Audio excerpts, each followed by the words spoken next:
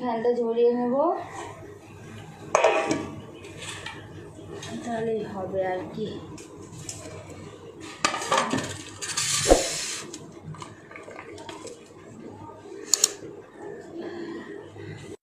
তো বন্ধুরা আজকে রান্না হচ্ছে পটলের দোরমা আর পুঁই শাক আর হচ্ছে ভেন্ডি সর্ষে আর রুই মাছের টক। কালকে কাছে রুই মাছ করেছিলাম, তো সেটা দিয়ে আর কি কিছুটা দেখো ভাজা তুলে রেখে দিয়েছিলাম। অতটা কালকে লাগেনি, অনেকটা মাছ নিয়ে এসেছিলো মা, তো আমাদের অতটা লাগেনি, তার জন্য রেখে দিয়েছিলাম। সেটা আর কি তেঁতুল দিয়ে টক করব।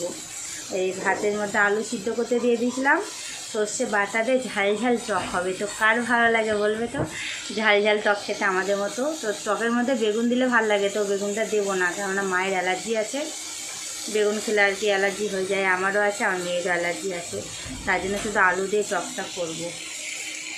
তো ঝাল টক খেতে তো আমার খুব ভালো লাগে।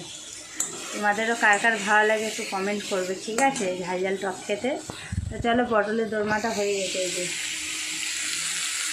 এটা নামিয়ে নিই দিয়ে আবার একটু। তো বন্ধুরা রান্নাবান্না সব কিছু কমপ্লিট করে নিয়ে কাজ টাজগুলো সব কিছু করে আবার আসছি তোমাদের সামনে একটু পরে।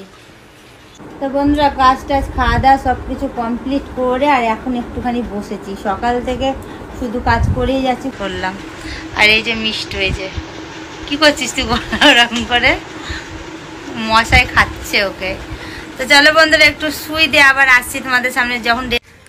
তো বন্ধুরা এ দেখো সেই ড্রেসটা যেটা অর্ডার করেছিলাম, তো আমি এখন তো শুয়ে ঘুমোচ্ছিলাম, তো ঘুম থেকে উঠে আর ড্রেসটা পরেছি।